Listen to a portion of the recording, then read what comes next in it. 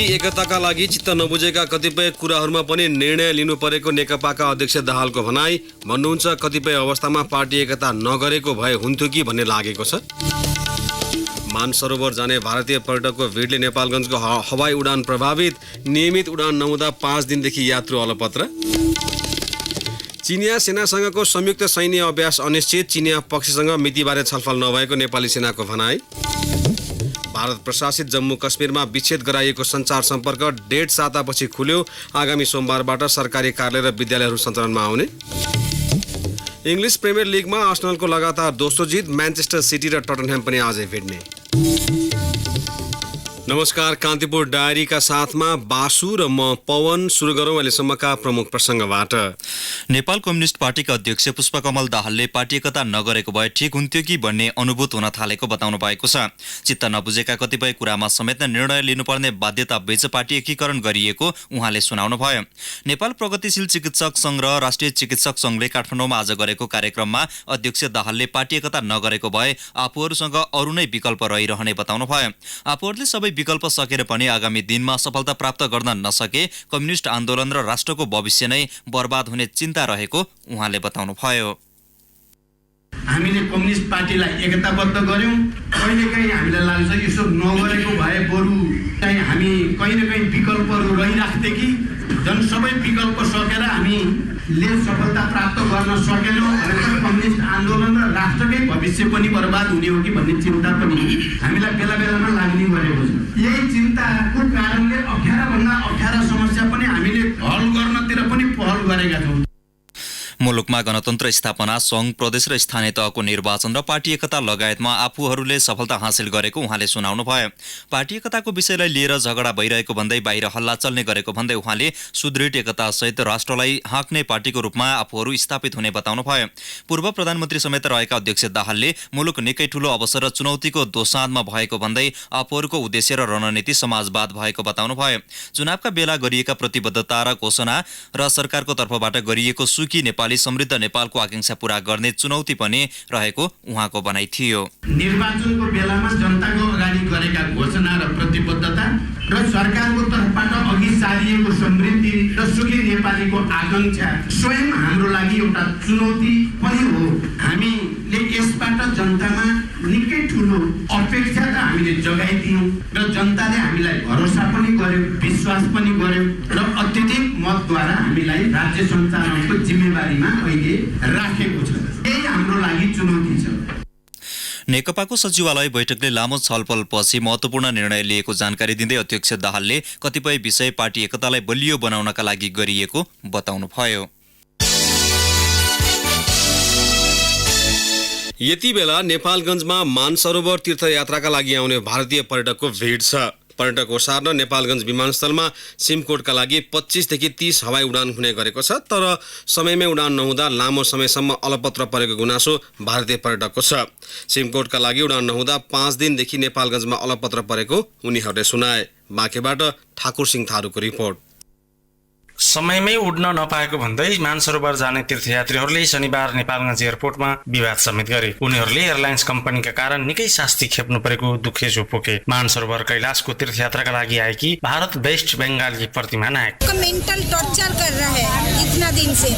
आज होटल से हम लोग को भगा दिया इधर आके 5 बजे से बैठा रहा। हम लोग बहुत तकलीफ में है। सिमिकोट में ऐसा ही वो करेगा तो उधर से तो हम नहीं लड़ सकेगा ना। इधर से हम जैसे तैसे लड़, हम लोग क्या करेगा? सिमिकोट जाएंगे, उधर पास गए, नो नेट है, नो कुछ है, तो हम उधर से कैसे इधर आए? मानसरोवर जाने भारतीय पर्यटक बढीसँगै एयरलाइन्स कम्पनीहरूलाई उडान गर्न भ्याइ नभ्याइ छ। पर्यटक र कर्णाली प्रदेशका स्थानीय यात्रुको चाप बढेपछि बेला बेलामा विवाद हुन थालेको हो। कर्णालीवासी एयरलाइन्स कम्पनीले बढी पैसाको लोभमा पर्यटकलाई प्राथमिकता दिएको आरोप लगाउँछन्। तर भारतीय पर्यटकहरूले एयरलाइन्स कम्पनीहरूले आफूहरूलाई 5 दिनदेखि अल्पत्र पारेको गुनासो गरिरहेका छन्। सिमकोट उड्ने आशमा नेपालगञ्ज एयरपोर्ट पुगेका भारतीय पर्यटक भाविशाल वैश्य भन्छन्, ये 5 दिन झूठ बोल रहे हैं हम लोग को। ये कह रहे हैं कि हमारे पास वीजा नहीं आया हुआ है। जब वीजा की कॉपी देखी हमने बोर्डिंग पास लेने के लिए, उसमें 12 तारीख का वीजा लगा हुआ, ग्रुप वीजा। और 5 दिन से हमें बोल रहे हैं कि चाइनीज गवर्नमेंट ने वीजा नहीं दिया हुआ है। ये 5 दिन से हमें झूठ बना के यहाँ बैठा रखा है उन्होंने। आज मॉर्निंग में हमें सिमिकोट जाना था फ्लाइट के लिए, ये आप ये कह रहे हैं कि पेमेंट नहीं आई है इनके पास। तो ये इनका इंटरनल इशू कॉक्सिंग में फेस्टिवल का, कॉक्सिंग में फेस्टिवल पेमेंट नहीं की है।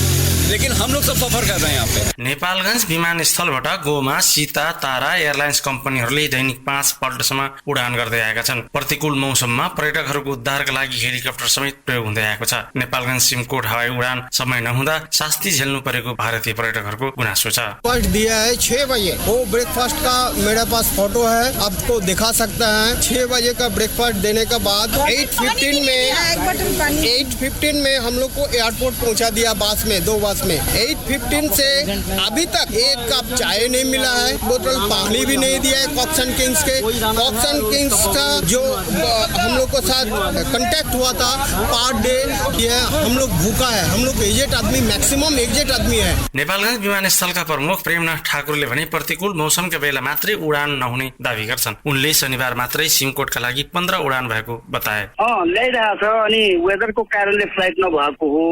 वेदर खुल्ने बित्तिकै त उनीहरूको कामै त्यही हो, ल्याउने लग्ने। वैशाखपछि मानसरोवरका तीर्थयात्रीका लागि भारतीय पर्यटकहरू नेपालगञ्ज हुँदै सिमकोट पुग्छन्। सिमकोटबाट हेलिकप्टरमा हुम्लाको हिल्सा र त्यहाँबाट घोडा खच्चड चढेर ताक्लाकोट पुग्न सकिन्छ। मानसरोवर यात्राका लागि हवाई उडान बाहेक अर्को विकल्प छैन। सिमकोटबाट चीनको कैलाश पर्वत पुग्छन्। साक्षात्कार शिव भगवानको बास रहेको जनविश्वास रहेका कारण भारतीय पर्यटकहरू त्यहाँ पुग्ने गरेका हुन्। नेपालगञ्जबाट उडान हुने भएकोले यो सिजनमा होटल भरिभरा हुने गरेका छन्। रेडियो कान्तिपुरका लागि ठाकुर सिंह थारू, बाँके।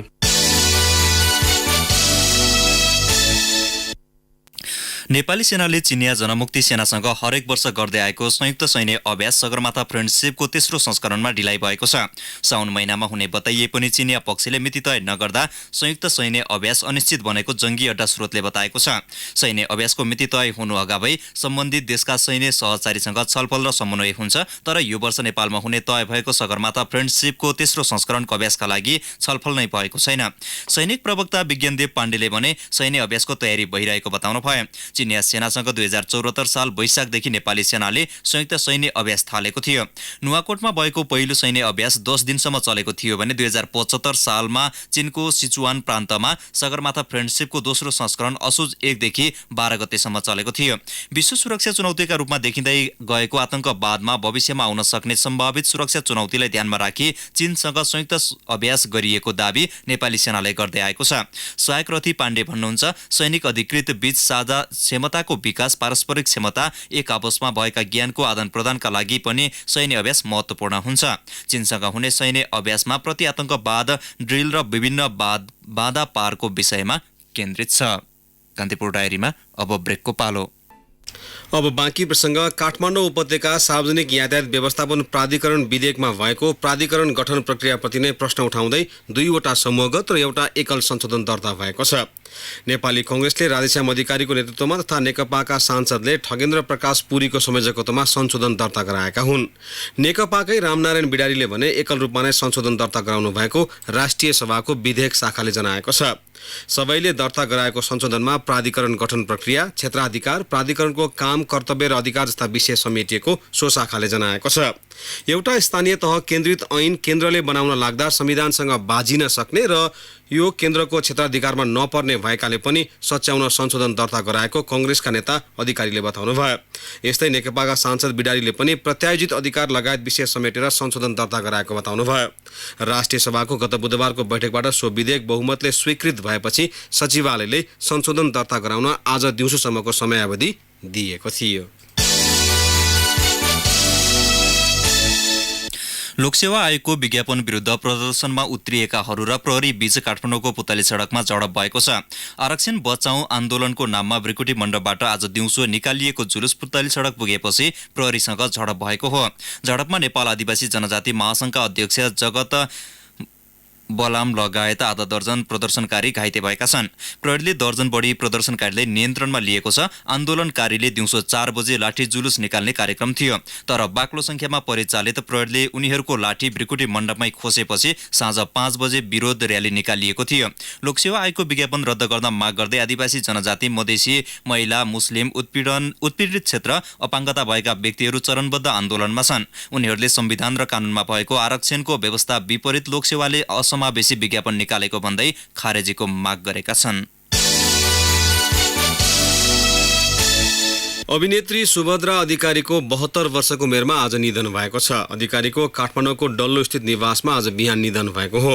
नेपाली चलचित्रमा लामो समय काम गर्नुभएको अधिकारी पछिल्लो समय दम रोगबाट पीडित हुनुहुन्थ्यो।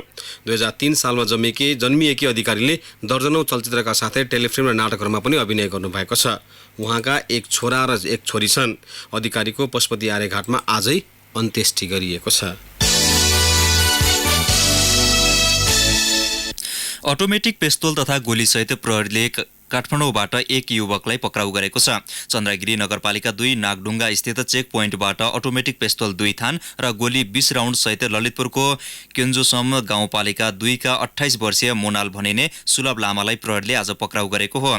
लामा दादिङबाट बादुई ख 1980 नम्बरको बसबाट काठमाडौँ आउँदै थिए। साथै लामाको साथबाट बाइनाकुलर 1 थान पनि बरामद भएको प्रहरीले जनाएको छ। कान्तिपुर डायरीमा अब डोटी डायरीको पालो। डोटी डायरीबाट मोहन साईको नमस्कार। डोटीमा आजबाट ओल्के पर्व धुमधामसँग मनाउन थालेका छन्। काँक्रा, भान्टा, मुला, दही, पिडालुका पात र हरियो सागपात आफन्तजनलाई बाँडेर ओल्के पर्व उल्लासपूर्वक मनाइन्छ। साउन मसान्तसँगै सुदूरपश्चिममा ओल्के पर्वको रमझम सुरु हुने गर्दछ। साउने झरी सकिए लगत्तै दैवी प्रकोपबाट बचिएको खुसियालीमा सुदूरपश्चिमका पहाडी जिल्लामा ओल्के पर्व मनाउने चलन छ। ओल्को भन्नाले उपहार वा कोसेली भन्ने बुझिन्छ। 2 महिना बित्न लाग्दा पनि डोटीका स्थानीय तहहरूले अझै चालू आर्थिक वर्षका लागि विनियोजित बजेट तथा कार्यक्रम सार्वजनिक गरेका छैनन्। 2 नगरपालिका र 7 गाउँपालिका रहेको डोटीमा बडी केदार गाउँपालिकाले मात्र बजेट सार्वजनिक गरेको छ। असार 10 गते नै स्थानीय तहहरूले नीति तथा कार्यक्रम पारित गरेको भए पनि कुन योजनामा कति बजेट परेको छ भन्ने कुरा जनताले थाहा पाउन नसकेको डोटी बहुमुखी क्याम्पसका प्राध्यापक अर्जुन देउवाले बताउनुभयो। जनप्रतिनिधि र कर्मचारीको यस्ता व्यवहारबाट स्थानीय निराश बन्दै गएका छन्। बजेटको विनियोजन र अनुगमन पनि आफैले गर्दा स्थानीय तहहरूमा गुणस्तरीय काम हुन नसकेको भन्दै नागरिक समाजहरूले असन्तुष्टि व्यक्त गरेका छन्। डोटीमा नागरिक अगुवाहरू सहितको सहभागितामा जनप्रतिनिधि सहित नागरिक निगरानी समिति गठन गरिएको छ। यो समितिले स्वास्थ्य र शिक्षा क्षेत्रको अनुगमनका लागि सूचकाङ्क समेत तयार पारिसकेको संयोजक रामबहादुर अयरले बताउनुभयो। डोटीको ऐतिहासिक गनैरगौडा राजदरबार संरक्षण हुन नसक्दा भग्नावशेषमा परिणत भएको छ। दिपाल स्थित भैरव डाँडामा रहेको गनैरगौडा राजदरबार डोटेली राजाको शीतकालीन दरबारका रूपमा चिनिन्छ। दरबार पूर्ण रूपमा भत्किएको छ भने जताततै झारहरू उम्रेर कुरूप बनेको छ। दरबारको संरक्षणका लागि पटक पटक माग गरे पनि सुनवाई नभएको स्थानीय प्रेमबहादुर शाहको गुनासो छ। 12 खण्ड रहेको यो दरबारबाट 31 वटा राजाले शासन चलाएका थिए। हस्त डोटी डायरीबाट मोहन साईलाई बिदा दिनुहोस्। नमस्कार। मोहन साईको डोटी डायरी पछि कान्तिपुर डायरीमा पुनः ब्रेकको पालो। अब आर्थिक प्रसङ्ग। जंगलमा खेर गएको तरकारी जन्य पदार्थलाई प्रशोधन गरेर तनहुँको भीमादमा महिलाले घरेलु उद्योग सञ्चालन गरेका छन्। जंगलमा खेर गएको निहुरो, सिप्ले, घान, तामा जस्ता तरकारी जन्य पदार्थको सदुपयोग भएको छ भने अर्कातर्फ फुर्सदिला महिलाले रोजगारी समेत पाएका छन्। तनहुँबाट प्रताप राणा मगरको रिपोर्ट। भीमाद 2 रघुकी 21 वर्षीय बिन्दु थापा जनज्योति क्याम्पसमा स्नातक तहको व्यवस्थापन 4औं वर्षमा अध्ययनरत छिन्। बिहान कलेज जाने उनी दिउँसो पढाइ र घर खर्चको जोहो गर्न घरेलु उद्योगमा जागिर गर्छिन्। बिहानमा यही जनज्योति क्याम्पसमा प्रिभियस 4th इयरमा अध्ययन गर्छु अनि दिउँसोमा चाहिँ यही धनु अचार घरेलु उद्योगमा जागिर पाएँ। खाली भएको बेलामा भनेर नि आएर यसो पढाइ खर्च यताउतिको लागि भनेर यहाँ काम गर्छु। उनी मात्र होइन, उद्योगमा काम गर्ने अरू 7 जना महिला पनि यसअघि फुर्सदिला थिए।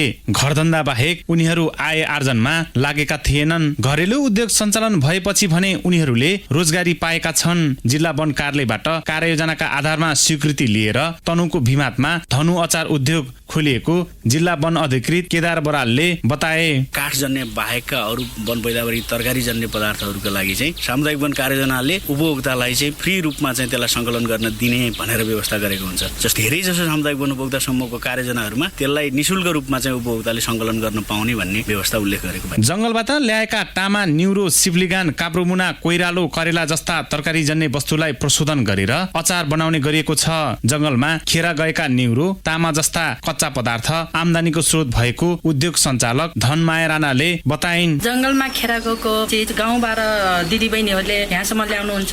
उहाँहरूले ल्याउनु भएको कच्चा पदार्थहरू हामीले प्रशोधन गरेर अचार बनाउँछ।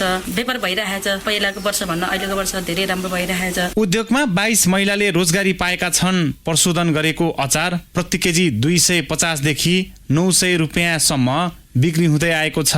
तनहुँ, कास्की र स्याङ्जा लगायत जिल्लामा प्रशोधित अचारको माग बढिरहेको उद्योगले जनाएको छ। रेडियो कान्तिपुरका लागि प्रताप राणा मगर, भिमाद, तनहुँ। अब अन्तर्राष्ट्रिय प्रसङ्ग। भारत प्रशासित जम्मू कश्मीरमा विच्छेद गराइएको सञ्चार सम्पर्क 1.5 सातापछि खुकुलो पारिएको छ।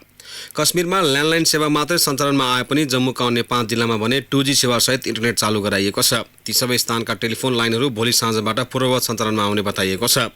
जम्मू कश्मीरका प्रिन्सिपल सेक्रेटरी रोहित कान्सलका अनुसार प्रहरी स्टेसन भएका 35वटा क्षेत्रमा प्रतिबन्ध खुकुलो पारिएको छ। संवेदनशील क्षेत्र बाहेक अन्यमा भोलि साँझबाट टेलिफोन सञ्चालनमा आउने उनले बताए। आगामी सोमबारबाट सबै प्राथमिक र माध्यमिक विद्यालयहरू सञ्चालनमा आउने आशा स्थानीय प्रशासनको छ। त्यस्तै सरकारी कार्यालयहरू पनि सोही दिनबाट नियमित सञ्चालन हुने कान्सले बताए। अब खेल प्रसङ्ग। रेड हर्स क्लब इलाम ताप्लेजुङमा जारी पाथिभरा गोल्ड कप फुटबलको सेमिफाइनलमा प्रवेश गरेको छ। क्वार्टर फाइनलमा आज फिदिम स्पोर्टिङ क्लब 5 थरलाई टाई ब्रेकरमा 3-2 गोलले हराउँदै इलाम अन्तिम 4मा पुगेको हो। निर्धारित 90 मिनटमा दुवै टिमले गोलरहित बराबरी खेलेपछि निर्णय टाई ब्रेकरबाट लिएको थियो। प्रतियोगितामा भोलि बेलबारी फुटबल क्लब र डाँगीहाट क्लब मोरङ बीच हुनेछ। सेमिफाइनलमा रेडर्सले आगामी सोमबार हुने 11 एरोज सुनसरी र UKFC दार्जिलिङको विजेता टिमसँग खेल्नेछ।